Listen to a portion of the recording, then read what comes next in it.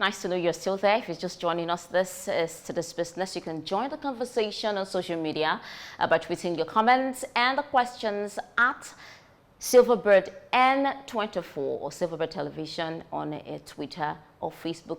We are also live on YouTube. You can, tell your contacts to watch on YouTube as well. And this is when I'm going to be welcoming Muktar Mohammed to the show to give us his perspective on the bullish performance of the Nigerian Stock Exchange so far. Good day, and thanks for joining us on To This Business, Muktar. Thank you, Mercy. It's a pleasure being on your show today. You look good. I can see the smile on your face. This is as a result of the positive performance of the stock exchange last week. Well, yeah, it could be. We didn't expect the market to be this bullish at the point during 6. They even had to introduce a cycle breaker for the market to go for like 30 minutes break before coming back because of the type of gain we saw. That market breaker is to make sure that there's no infringement or fraudulent infringement on the market, and that also was done, and the result was very quite positive.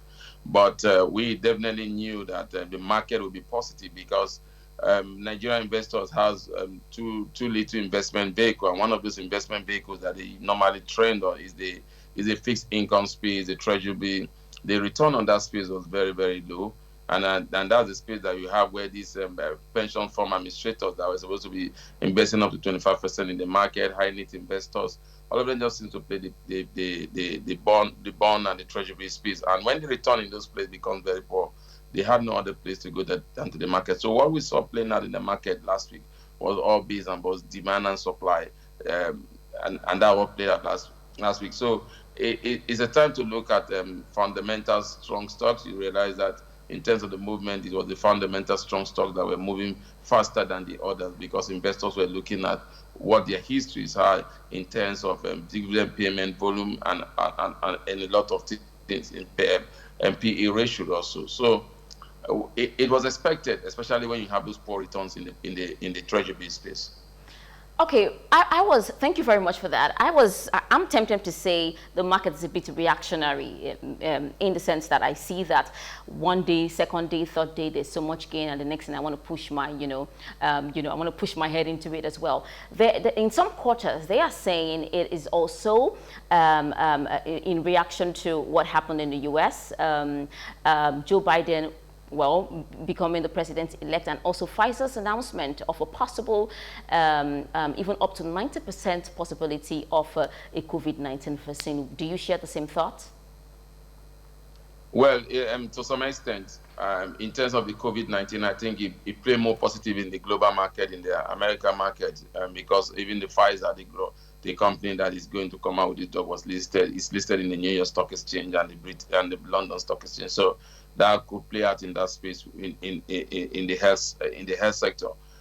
Joe Biden election as the president of United States of America also had a positive impact because that very week, Renaissance Capital came out and said we might see about $700 billion flowing into the African market as a result of the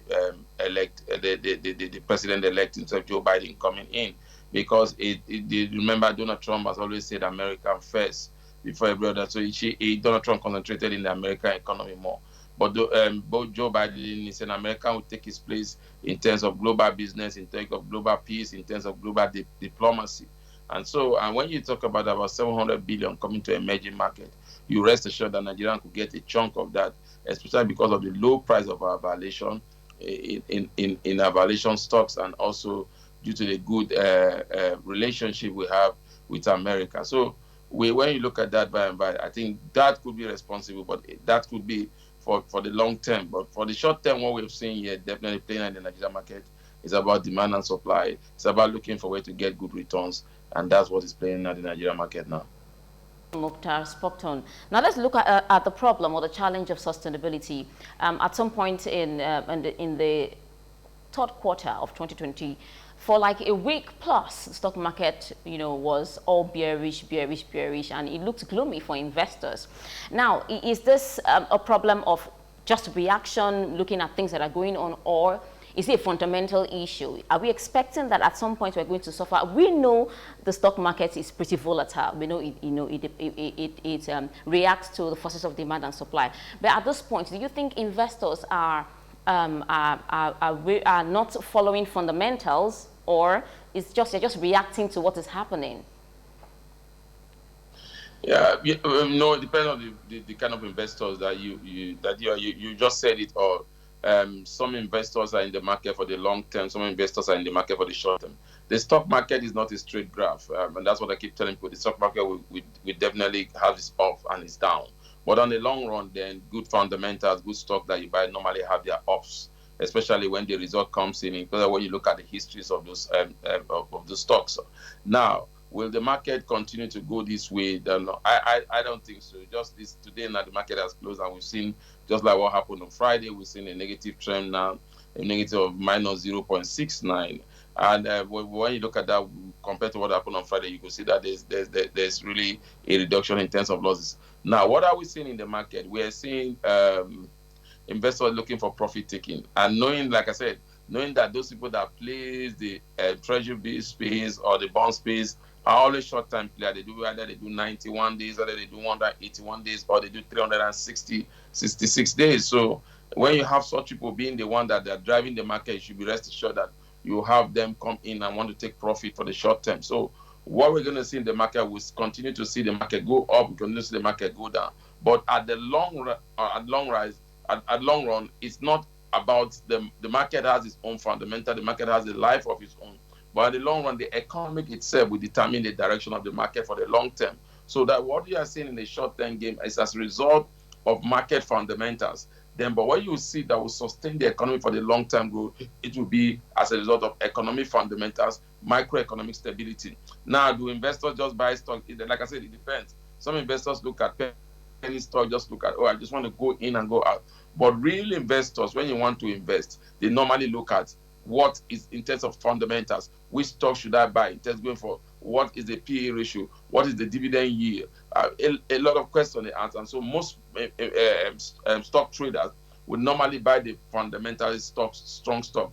But speculators are always looking for short-term gains, and sometimes they end up buying those weak equity, and then when they have the opportunity to sell, they sell. And sometimes what happens is that those people that are unfortunate to have bought those stocks will have to stay for the long run compared to them, the speculators. Now, I was keen on seeing the performance of the stock market today, like you mentioned earlier on, and unfortunately it was in the red at minus 0.9%. Well, we also realized that because of the rush, because of the sustained increased activity in the stock market, stock prices became pretty expensive. From your perspective, from a keen watcher in the industry, when do you think is the best time to buy, to invest and put your head into the market? Is it when there's so much profit, like the short-term, investors will want to, or when it is not really doing well? So when profit begins, you build your way up as well. Mercy, I don't think they are very expensive at the moment, depending on the stock that you're looking at. When you look at the fundamentals of those stocks and you look at their PE ratio, you look at their earning per shares, then you know that some of those stocks are still relatively cheap. A stock like GT Bank is still cheap in terms of its brand quality. A stock like Zenith Bank is still very cheap. A stock like Access Bank is still cheap. A stock like UBA is still cheap. You look at those stocks, especially the tier one stocks, and then you look at the stock like Boasment also, it's still cheap. When you compare with the result that comes in. So it's not it's not just that the stock are overpriced at the moment. They are still relatively very cheap. When you compare them by their result, then compare by their profits, I think they are still very, very cheap. Now, do I have to buy stock now? Yes. If you have to buy stock now, that's where we look at the fundamentals. We look at those stocks. Like I've named some stocks that I feel are still very cheap. You can go for those stocks. Now, is it the right time to buy? It also depends on you.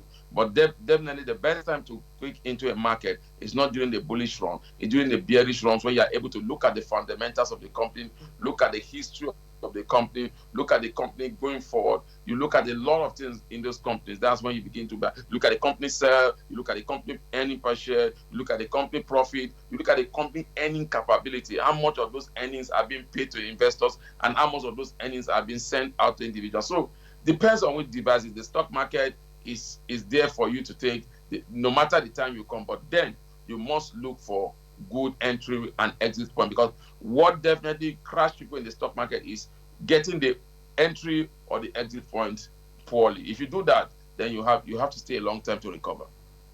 Spot on. Thank you for that. Now let's speak about the benchmark index spike for Boa Cement at plus 20.9% and Dank Cement as Dangote Cement at plus 14.6%. Some school of thought are saying it's because of the waiver that was granted to especially Dangote Cement to, take their goods through the border. That's the reason why lots of investors are, plunging their money into that sector. What's your thoughts? Messi, that's true. The market strive on two things. It strives on information, it strives on perception, and it strives on the brand. I mean, three things. The brand Dangote, the brand of Boa Cement, they are very good brand. The perception of people about them is very good. And now having those leeway to be able to export cement through the border, that also is an advantage. So markets strive on information. So it's not surprising with the type of price that you're seeing now. What you're saying is that despite that Boa Cement came out with their result, Dangote Cement came out with their result were very good. That's why you saw the movement on those shares. As of today, Boa Cement is still gaining compared to Dangote Cement, because investors will be looking at the cheap nature of Boa Cement going forward compared to Dangote Cement going forward. So those information, yes, actually played, but then the fundamentals of Boa Cement and Dangote Cement is still there for investors to see. All right, let's see what you think the stock market performance could be like this week with everything happening around. What would you forecast as the performance for the stock market this week? A little of positive, a little of negative, or you think it's going to be down all through? You're putting me on the spot, but as it stands now, I think there'll be a lot of profit taking this week, and it has started already from today. We'll see a lot of profit taking. But definitely, I see the market stabilize maybe sometime towards the end of the week or next week. But I expect that there will be a definitely slowdown. The only thing that will trigger the movement in the market will be when the results start coming from some of these quoted companies, like the banking sector. We are still expecting third quarter result from Zenith Bank. We are expecting third quarter result from UB, Access Bank, and GTB. We only got that of Stanbic IBTC over the weekend. So when those results come and they are positive, they could have a positive impact on the price of those equity. But again, that depends. Sometimes investors are even pricing the result even before the result comes in. So I think the market will be mixed this week, but it will not all be red this week. I definitely hopefully think so. It might not be all red this week. There will still be profit taking, and there will still be good entry point for investors. That's pretty hopeful, pretty hopeful. Before I let you go quickly, Oscar Onyema, the CEO of the Nigerian Stock Exchange, said something late last week. It said that SMEs should see the exchange as a viable means of, generating capital. I mean, most of our SMEs here, they just want to go to the bank and collect loan. They are wary. They are pretty wary of, the happenings in the stock market. Today it is up, tomorrow I lose so much money. I want to get your thoughts on that for the sake of the small business owners who are watching the show today. Do you agree with that, or is there another way out of this? I agree with it. Yeah, I agree with what Oscar said. Most small SMEs are the one that will become the bigger company going forward. So they need to begin to see how to access the stock market. But then in assessing the stock market, you must be able to open up your books to all investors. I think that is the challenge with SMEs. Most SMEs don't want to open up their book to investors. So that's where we have those challenges. Not that they don't want to come to the market. Some of them still want to come to the market, but when you come to the market, there are the rules and regulations that guide the market. You must bring us quarterly results. You must give us end of the year results. You must let your investors know your plan. You must know your investors know what your product is. You must come up with news. So most SMEs, especially the smaller SMEs, does not have that information yet. So that's why they don't want to come, because when you come to the market, your books must be open for scrutiny.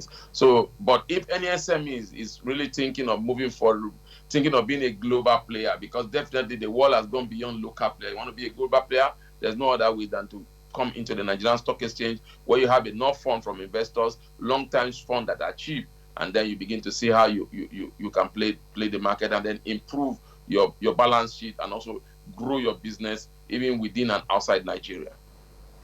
Thank you so much for joining us on Today's Business, Muktar Mohammed. Your inputs, your insight has been absolutely amazing. Thank you so much. We expect, and let's be hopeful, that the equities market this week will make some of us, smile to the bank. Thank you for joining us on Today's Business, Muktar.